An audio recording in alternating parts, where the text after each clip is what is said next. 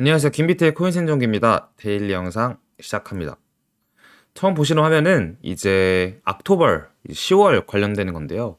보시면 아시겠지만 항상 10월에는 거의 이제 오르면 많이 올랐고 또 마이너스보다는 플러스일 때가 더 많았던 게 사실입니다.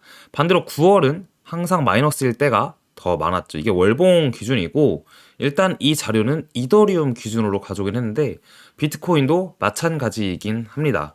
그래서 흔히들 그런 얘기를 해요. 증시에서도 10월 달은 항상 좋을 때가 많아서 옥토벌이라고 우리가 10월을 영어로 말을 하는데 업토벌 위로 업 올라간다. 그래서 업토벌이라는 단어도 쓰긴 합니다. 자, 그래서 이더리움 기준으로 이제 차트를 잠깐 보게 되면 울프가 이제 얘기를 하는데 왜 이 이더리움 프랙탈이 크립토커런시 트레이딩 하는 사람들에서 헤드라인을 장식하지 않냐, 왜 아무도 이거에 대해서 논의하지 않냐라는 건데, 보면 올해 있었던 이제 아니 22년도부터 있었던 22년 4월부터 지금까지의 이더리움 차트이고, 이게 2018년도에 있었던 비트코인 차트예요. 2018년도에 11월, 12월부터 있었던, 그리고 19년도에 이제 4월까지 거의 한 6개월, 7개월 동안 이어진 이 저점의 수렴에서 비트코인을 위로 치고 올라가면서 이때 13,000달러까지 거의 갔으니까 이 위에 상단선 기준 3배 이상 간 건데, 여기가 상단선이 한 2,000달러 정도 되는 것 같아요. 뭐 그래서 어쨌든 이때와 좀 비슷하지 않냐 이더리움이, 이제 그런 얘기를 하고 있는데, 전반적으로 이렇게까지 오르려면 아무래도 이더리움 혼자서는 무리이고 비트코인에 대한 어느 정도의 영향을 받기 때문에 비트도 올라 있어야 이더리움도 올라간다. 그러니까 이게 뭐 완벽히 이렇게 될 거다라는 것보다는 이더 차트가 이러니까 비트도 아마 좀 약간 오르면서 횡보하면은 이더리움도 이런 식으로 올라갈 수 있다라고 보는 게 맞아 보입니다. 그리고 이거는 비트코인 12시간, 7일, 1개월, 3개월 기간의 청산 히트맵을 우리가 함께 볼 거예요, 지금. 자, 보시겠습니다. 보면 이게 7일짜리 히트맵인데요. 7일짜리에서는 27.3K와 25.8K에서의 청산풀이 잡혀 있었고, 현재 오늘 아침 기준으로 28K까지 가면서 이걸 다 뚫었죠. 이건 사실상 어제 뚫었다고 봐도 무방하고, 그리고 한 달 청산 맵상에서는 27.6K와 28.3K가 있는데, 보면 현재 28K 살짝 뚫었기 때문에 아직 여기까지 도달하지 못했지만 오늘 중으로 이 구간을 도달할 수 있지 않을까 라는 생각이 들기도 하고, 어쨌든 이 구간까지는 한번 오를 것 같다라고 보는 게 맞을 것 같아요. 이 청산풀 맵은 저희가 영상에서 한 번씩 다뤄드리고 있는데, 이 노란색이 많을수록 청산될 물량이 많고, 따라서 해당 구간을 항상 한번 찍는다 라는 관점으로 보고 있습니다. 근데 3개월로 보면 조금 재밌는데요. 3개월짜리로 보면은 23.4K에 청산 맵이 잡혀 있었고, 이 지난 30K에서 29K 구간에서 횡보할 때 청산풀이 25K에서 4K 사이에 있었습니다. 이 청산풀을 찍어서 여기가 청산이 됐고 나서 반등이 오고 또다시 횡보하다가 지금 반등이 나온 건데, 따라서 이번에도 만약에 뭔가 악재가 나온다면 23.4K도 가능성은 없진 않다라고 보는 게 맞아 보입니다. 자, 그 와중에 콜 가너라는 사람이 이제 뭔가 이 시장에 대한 자기만의 생각을 정렬을 했는데요. 보면은 나의 주요 지표가 매우 정렬되기 시작했다. 매우 드문 나의 지표들이 정렬된 거고, 암호화폐 시장이 곧 상승할 것이라고 생각한다라는 게, 이게 10월 1일자 오후 1시였으니까 아마 어제 오후 1시에 올린 글이고, 비트가 그렇게 오르기 전이라는 거를 참고해 주시면 좋겠습니다. 그래서 보면 비트코인 인덱스가 가장 높고 그 다음 이더리움 인덱스고 그 다음 스테이블 코인이다 라고 보여주고 있는 저 지표도 중요하다는 거고, 비트코인 및 이더리움의 순 거래량이 강해 보인다. 우리는 모든 중앙화된 거래소의 총합인 현물량을 보고 있다. 저점에서 상승하는 것은 낙관적이다. 가격은 따라가는 경향이 있다라는 건데, 이 인덱스가 올라가고 나서 가격이 뒷받침돼서 올릴 가능성이 높다라고 보고 있는 거고, 이런 구간에서도 그랬고 아마 뭐 이런 구간에서도 지금 그랬으니, 봐봐, 여기서는 비트코인 가격은 거의 그대로인데 인덱스가 되게 올라있는 상태였죠. 횡보하고 재차 오르는 과정에서 이제 비트코인 가격이 오른 거고, 따라서 지금도 인덱스가 제일 많이 올라 있으니까 비트가 강세 가능성이 높다라고 얘기를 하고 있는 것 같습니다.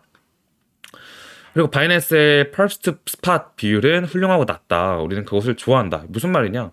선물과 현물의 비율이 낮다라는 거예요. 그러니까 선물량이 낮다. 사람들이 선물 거래를 잘 안 한다는 거는 시장에 대한 방향성을 제대로 한 방향에 나타나지 않고 있기 때문에 거래를 선물에 많이 안 하고 있고, 또 현물에 대해서 그나마 좀 선물보다는 거래량이 더 많다. 비율적으로 봤을 때 이제 그렇게 보는 겁니다. 그래서 실제로 선물량이 적을 때, 이게 음수일 때 가격이 올라가는 경향이 있었습니다. 그죠? 여기나 여기나 대부분 보시면 그렇죠. 그래서 낙관적이다라고 얘기를 하고 있으면서, 다섯 번째는 비트파이넥스 비트의 마진 매수 급등은 강세이며, 비트파이넥스 비트 마진 공매도가 하락하기 시작했다는 것은 중립이고, 비트파이넥스의 비트 현물량은 매우 강세이다.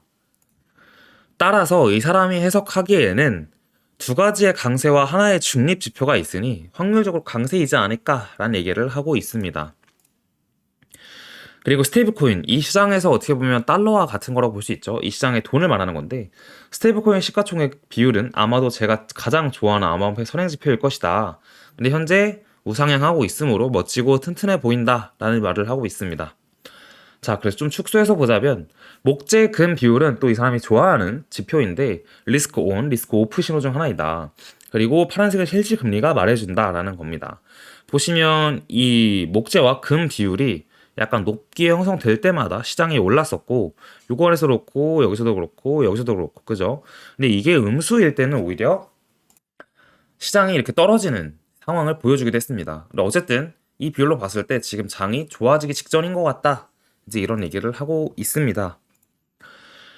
마지막으로 방안의 코끼리에 대해서 얘기하겠다. 글로벌 중앙은행 유동성. 내가 당신에게 알파 신호를 보내줄 거고, 당신은 여기 왔으니까 보내줄 거다.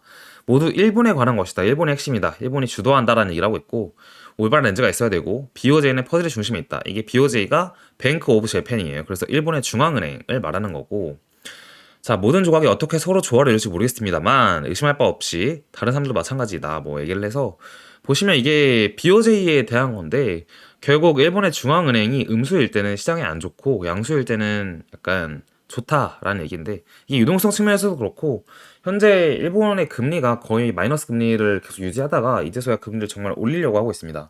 일본이 금리를 만약에 올리게 된다면 어떤 일이 일어나냐?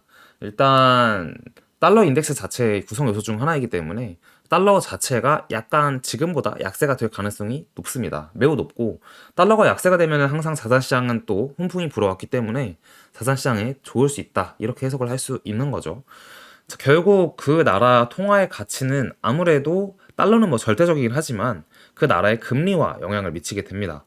그래서 달러가 금리를 이렇게 지금 미국이 올린 상태에서 달러가 강세인데, 이 상황에서 계속 마이너스 금리를 지속적으로 지향하던 일본이 마이너스가 아닌 금리를 올리게 된다면 달러는 현재 상황에서는 지금보다 약간 약화되겠죠. 그렇게 해석을 하면 됩니다. 자, 그래서 BOJ는 저점을 크게 벗어나 제로 경계선을 넘어 강하게 상승했다. 그런 다음 조정이 이루어졌고 이제는 다시 강세를 보이기 시작했다라는 겁니다. 어쨌든 이 사람이 얘기하는 거는 여러 가지 지표를 봤을 때 일단 시장이 좋아질 것 같다라는 얘기를 지금 이렇게 12가지 스레드를 통해서 얘기를 하고 있습니다. 되게 어떻게 보면 내용이 뭐 아까 보신 것처럼 목재와 금 비율 이런 건 저도 본 적도 없고, 사실 그거에 따라서 생각을 해본 적이 없는데, 이 사람 말에 의하면 어쨌든 그러니까 이 사람 생각이잖아요. 근데 메이크 센스한 부분이 꽤 많으니까 일단 가져와서 여러분에게 공유를 해주는 그런 내용이라고 보시면 될 것 같아요. 이거는 이제 비트타임 로그 회귀 곡선이라고 해서 비트코인 장세에 대해서 되게 크게 이렇게 나타낸 건데, 뭐 보시면 그린, 블루, 레드, 오렌지 해가지고 나타내는 겁니다. 그린과 블루는 결국은 뭐 장이 좋아지는 쪽인 거고, 레드는 이제 ATH 신고점을 찍는 거고, 오렌지는 또 다시 베어마켓, 그리고 그린은 이제 어큐뮬레이션이니까 축적하는 단계, 비트를 이제 사가지고 축적하는 단계인 거고, 어쨌든 뭐 이런 얘기를 하고 있습니다.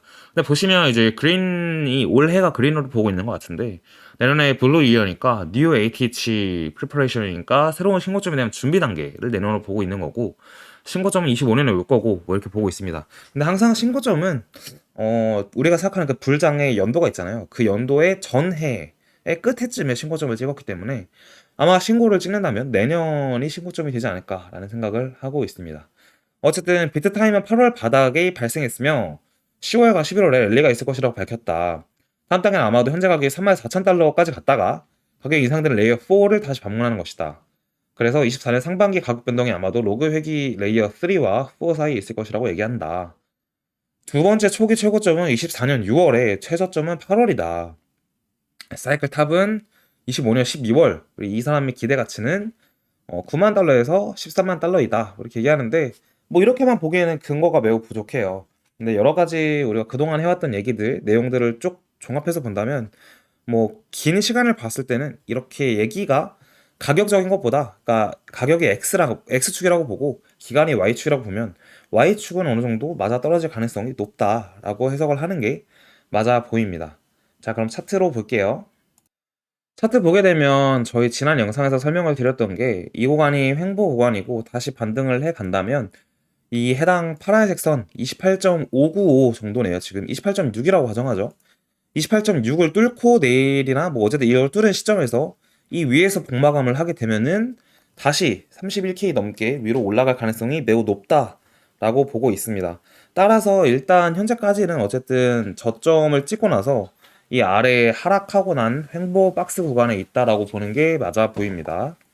위 구간을 뚫는 걸 기준으로 우리는 다시 강세로 간다 라고 해석을 하는 게 좋은 것 같고, 아직까지 안심하기 이른 게 아까 본 것처럼 3개월에서의 청산풀을 보면 23K에도 아직 청산 될 물량이 있기 때문에 휩소 형태로 여기까지 찍고 다시 재차 하락할 가능성도 배제할 수는 없습니다. 그래서 그렇게 생각을 하는 게 약간 합리적인 것 같고, 현재 비트가 오를 때 도미너스가 오른 걸 보면 역시나 아직까지는 비트 장 쪽으로 보는 게 맞지 않을까, 이제 그런 생각이 좀 들고 있습니다. 이더리움 같은 경우에는 뭐 비트코인과 거의 비슷하게 움직인다고 보면 될 것 같고, 오늘 제가 알기로 이더리움 선물 ETF가 됐는데 이 이후의 방향성은 꼭 오른다고만 볼 수는 없어요. 왜냐면 비트코인 고점도 비트코인 21년도 11월 19일 날 선물 ETF가 된 날이 고점이었기 때문에 뭐 이더리움도 그런 가능성을 배제할 수는 없습니다. 그래서 일단 좀 추가 추이를 보고 얘기를 수요일 날 하는 게 맞을 것 같습니다. 오늘 영상 여기까지 하고 저희 수요일 날 뵙도록 할게요. 감사합니다.